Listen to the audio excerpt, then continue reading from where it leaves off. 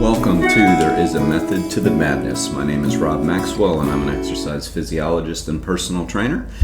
And I'm the owner of Maxwell's Fitness Programs, and I've been in business for the past 25 years. Today we're going to have some fun. We're going to talk about the American College of Sports Medicine position stands. We've been handing those back out to our clients because everybody needs a little gentle reminder of what we need to be doing. But first, let me start off today with thanking our sponsors, Jonathan and Lynn Gilden of Gilden Group Realty of Realty Pros. And Realty, they are the best. Trying to be funny. Really, they are. Jonathan and Lynn are both extremely into fitness, keep themselves in great top shape. And as I've said countless times, that matters. It matters in the line of work that you do. Makes you more of a hustler. They have the most 5-star reviews on Google, and they've got over 100 million in sales. That's pretty darn awesome. So they can be reached at the Gilden Group at 386-451-2412 or thegildengroup.com. Without further ado, let's jump into our topic, which I'm pretty sure they, our sponsors, follow these position stands. I'm going to read these just so you can have them, and then I'm going to go over them, obviously, the whole point of a podcast. So the American College of Sports Medicine has been around since 1954. That's a lot longer than most people realize, and it gives my industry some sort of an accreditation. That they're the accrediting body for orthopedic surgeons, for sports medicine specialists, for personal trainers, exercise physiologists, exercise specialists. So, they're top dog in the industry. They take more of a health stance on things versus like functional strength training and athletics and things like that. But they still have a say in that as well. So they give us some good position stands, and again, they're accredited, which means that number one, they're a nonprofit. Number two, that all of their research data is collected and agreed upon before given out. And so it's not overly specific, which is kind of good because it deals in data and then what we know, and then it's up to the good fitness or orthopedic or whatever person that falls under their umbrella to decide, how to individually help the patient/client. So that's a little background on them. I'm certified by the American College of Sports Medicine as one of my primary certifications, as is Ellen and anybody that's ever worked here. So it's important to have the right accreditation. So this is what they state regarding physical fitness and health. A minimum of 150 minutes weekly of cardiorespiratory activity done at a moderate level, or a minimum of 60 minutes weekly of cardiorespiratory activity done at a vigorous level. They go on to say, for greater fitness benefits, the ACSM recommends 300 minutes weekly of cardiorespiratory activity done at a moderate level, or 120 minutes done at a vigorous level. They also go on to touch on strength training because they realize just how essential strength training is for everybody's health and fitness. And remember, the ACSM deals more in health, okay? And they state about strength training, at least 2 days a week of strengthening exercises, doing the 10 major muscle groups for at least one set of 8 to 12 reps, because the empirical data states that people that strength train are healthier. Fact. All right, so let's talk about these a little bit. They're good guidelines. For any of you that knew some of their previous recommendations, these specific guidelines have been out about 8 years. But previously they did more specifics, and they used what was called the exercise prescription of frequency, intensity, time, and type, which is pretty cool acronym, right? FIT, F-I-T-T. And they said 3 to 5 days of cardio, intensity 60 to 90% of your maximum heart rate, time anywhere from 20 to 60 minutes, and type basically running, jogging, walking, biking, swimming, any that worked for you. It's not like those recommendations went away. It's just that they realized, people went too far into paralysis of analysis and started to, decipher, well, I can't do 5 days, minimum of 3 days. And then they realized, that basically it comes down to more what you do in a weekly basis. And like the amount of time you spend exercising over time is more critical than anything else. Ideally, it's best to spread it out. But they basically wanted to make the standards a little looser so people realize like what the empirical data stated. In other words, they can look at the amount of minutes people spend in exercise and determine there's a minimal number where you're going to get benefits for your heart, which is cardiorespiratory, and that is 150 moderate minutes. So, you look at that and it's like, that's the minimum. And what people don't understand is like, that's the minimum. So basically, if you're spreading that out, that's 30 minutes 5 times a week. I mean, a lot of our clients don't do that, and I would venture to guess that 80% of our population doesn't do that. And they're even coming out, again, I just have to stress it, that's the minimum. In other words, you think, oh man, if I'm going to, be doing, 30 minutes 5 times a week, I'm probably going to be in tip-top shape. No, you're not. And you have to define what tip-top shape is for you. Everybody knows my stance on diet. I mean, on body fat loss, that's going to come through diet.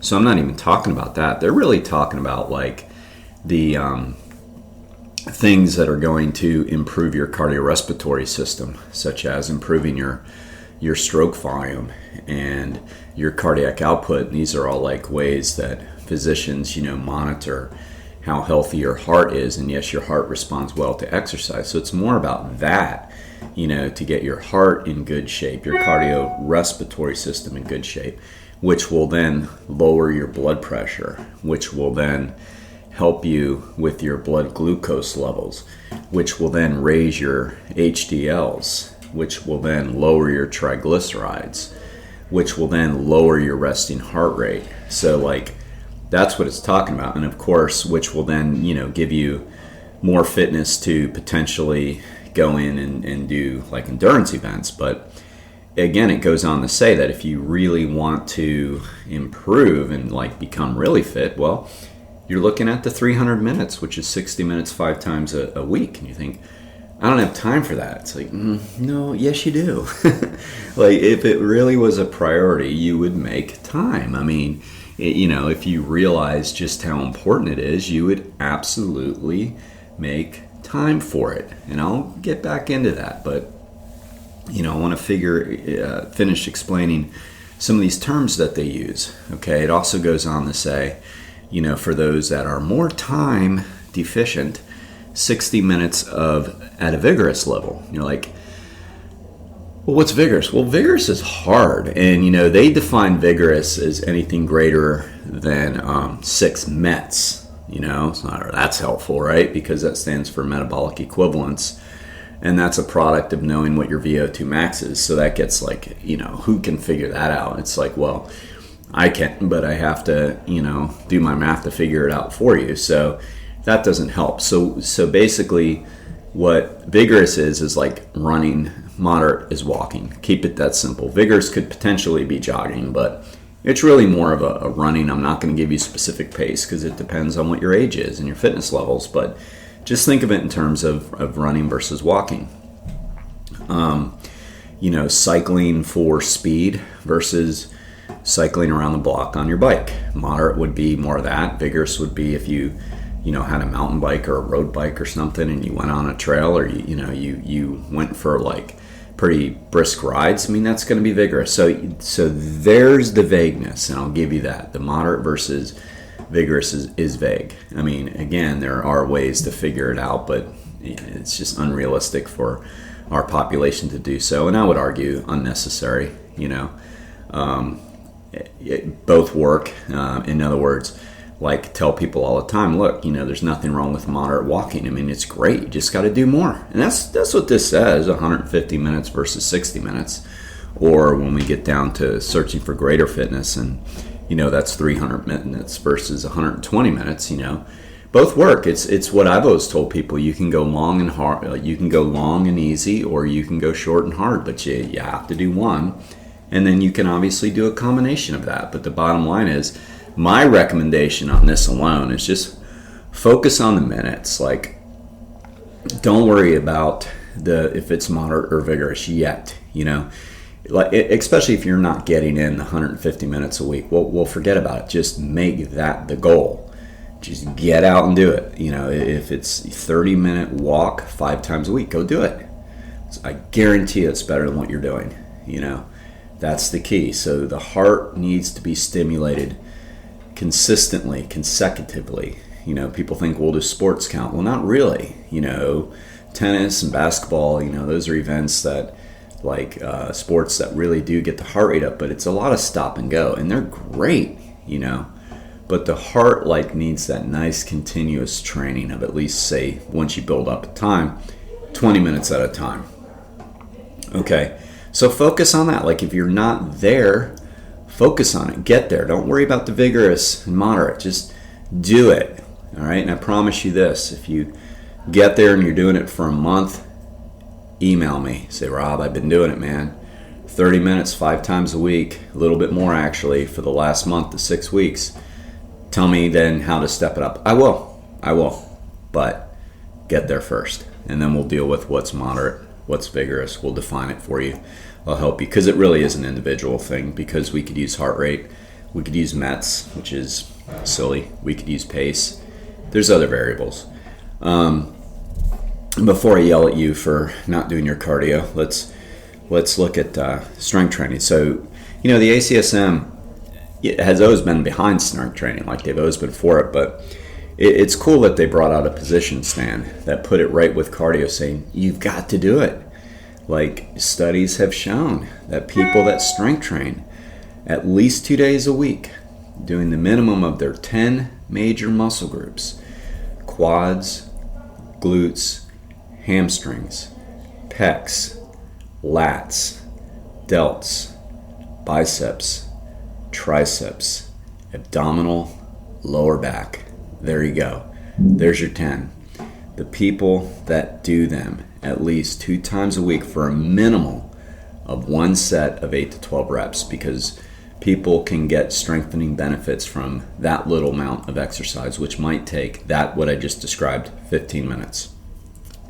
We'll see major health benefits, okay, such as increased bone density, less likely to fall, less likely to suffer a fracture if they do fall, which goes along with bone density. But it also goes along with tendon and ligament strength, because that gets strengthened when you strengthen your muscles. Increased HDL cholesterol, decreased blood pressure, not increased, decreased resting heart rate. All this happens with strength and conditioning exercises too. Increased metabolism. So they realize the health benefits, and you don't even have to go to the efforts of what Arnold Schwarzenegger and his buddies did in Muscle Beach, California. No. That's great if you want to spend a ton of extra time in the gym. But to get the benefits of strength training, all we're asking for is a minimum of 2 days a week. Will you get more if you do more? Yeah, within reason. There's always a point of diminishing returns when it comes to strength training. But again, that's not what this is about. And I can definitely do a podcast and talk to you about how to make sure you don't overtrain. And I've kind of done that in other podcasts and stuff. But this is to just get you to realize the importance of it. And one of the things that really, pushes my buttons more is the whole, well, I don't want to get hurt. It's dude, you don't get hurt in the gym. You could, but really we get hurt by not doing it. That's where the muscles get weak. That's where the muscle imbalances happen. That's where the bone density gets weaker. It's nowadays, even your like less than great trainers are a lot better than they used to be. There's a science out there that people are following now. They're not just, I mean, sure, there's going to be some, some trainers or some gyms or some influencers on Instagram or social media that you follow that might be doing unsafe things. But, I hate to break it to you, that's on you. I mean, why are you following them? I mean, there's certification now, there's degrees, all the good trainers I know have great certification and they have college degrees in training. I mean, they're out there now. The NSCA, National Strength Conditioning Association, has what's called the CSCS, which is a Certified Strength and Conditioning Specialist. I happen to have that. You have to have a bachelor's degree to even sit for that test. So, like, there's ways for you to determine, like, who has the credentials. And that's on you if you're following, Betty Boop on Instagram doing, all these fantastic exercises, and she's doing her, she's got her perfect body and she's doing all this stuff and it looks so amazing. It's like, okay, so she's, fit, she looks good, and she's modeling exercises. That does not make her a professional, does not make her an expert. Long before social media, we the professional trainers dealt with this with infomercials and magazine ads, in some of the shows like they used to show on ESPN, those silly weightlifting shows on the beach where they're, doing crazy behind the neck presses and stuff. So, we've been dealing with this. It's just now it's social media that everybody's posting their stuff. And, they're allowed to. I mean, there's, free country. You're allowed to make money how you want to. That's all they're doing.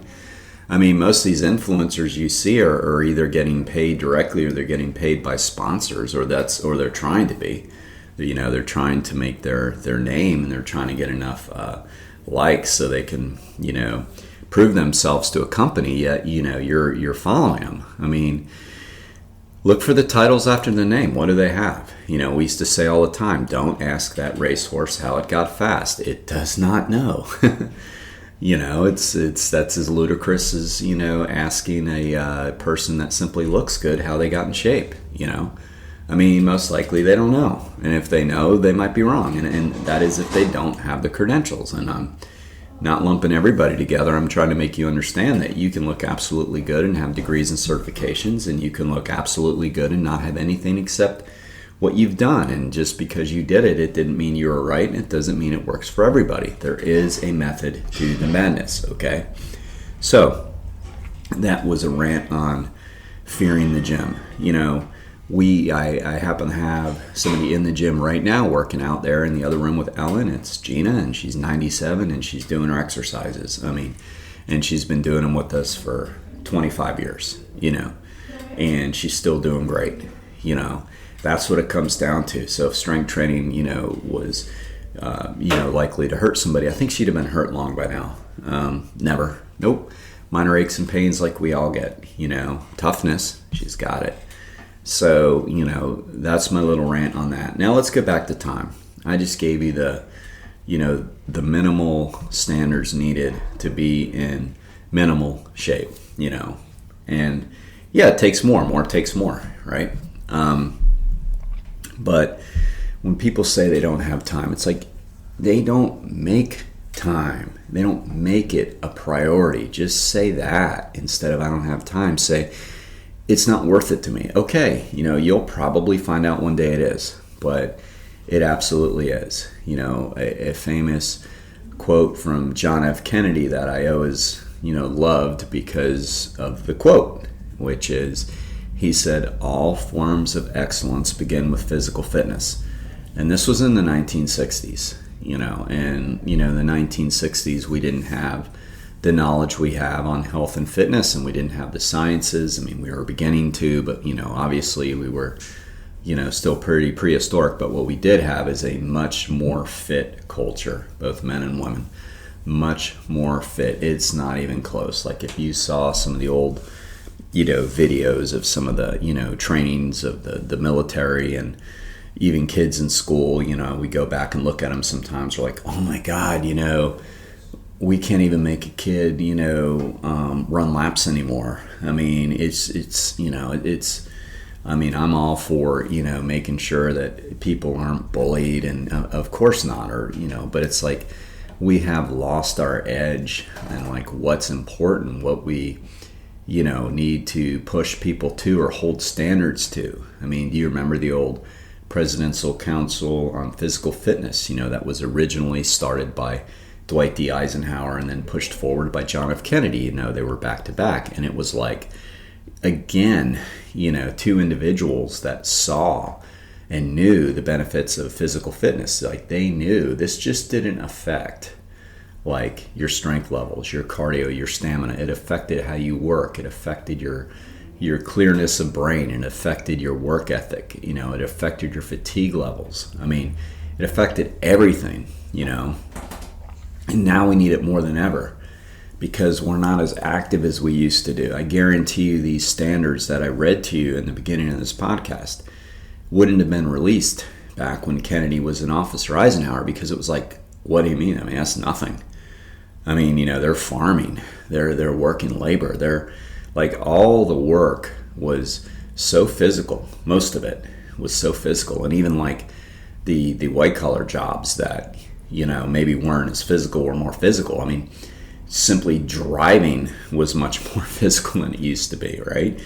You didn't have power steering. You damn sure didn't have power locks and windows. Of course not. You had all these things you used to have to do, and it was harder to drive the car. You pushed in a clutch. I mean, all these things were harder. That's just driving the work. I know you're like thinking, why are you talking about driving? I'm just giving you an idea that it's not just all the blue collar folks that were working manual labor that were more active. It was the white collar folks too, just simply getting to work, from less elevators to more stairs to, again, the driving being a lot harder than it was, more walking. I mean, it was just, we did a heck of a lot more. They actually did a study on the window cranks, by the way, not to get sidetracked, but I just thought of it. And I know it sounds like a minimal amount, but like added up through the course of a day with all the other things that this might be true to. So they found that like electric windows versus the crank windows we used to have, which some of you listening may have never had them, but most of my driving life, I think I had them, or at least half and half. But anyway, you actually burned 10 more calories a day when we used to drive with the window cranks versus the electric windows now. I mean, how do they measure that? I don't know, but they did a study that was confirmed. And, think about that. You're like, 10 calories, big deal. It's like, add that up over everything you do. I can't even imagine the ones on stairs and elevators. I mean, what a huge difference. I mean, so, it matters. So the point is that these standards, we didn't need them as much because we did them, although we still needed our form of exercise, but we didn't have to throw in like, so many minutes to achieve per week because you did them. But now we need them. I mean, you can't put the genie back in the bottle. This is our modern day society, and we're pretty sedentary, and now we have food deliveries and and everything else, and people don't even shop for themselves anymore. So all these less walking, less moving. I mean, it's what it is. And so now we have to take time out of our day, make it a priority, and exercise. And all I can tell you is, it is absolutely, no question in my mind, worth it. I mean, it's worth it. I can't even imagine not doing it. Like, it's worth it. And everybody that's so freaking busy, they tell me, gotta do this, I've got to do this, I've got to do this. It's like, okay, then you just don't value it. And, and then one of my clients says it all the time. It's like, and I love this saying. He says, everybody wants to go to heaven, but nobody wants to die.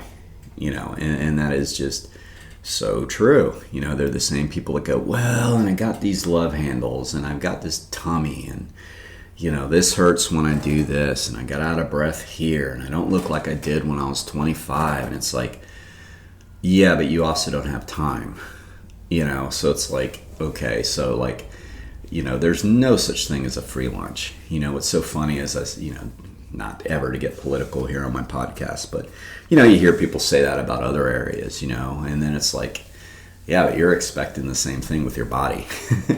Like, you say that, but then it's like, then I hear you bitch and moan that you haven't reached, certain fitness levels. But then when I ask you, why, or why you think, and you say you don't have time, it's like, okay, so you want a free lunch. I get it.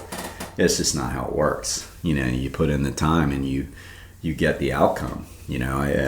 I'll wrap this up here with this final, thought. I always talk to my daughter. I try to be a role model with different things. I never push her to exercise. She'll get it when she wants to.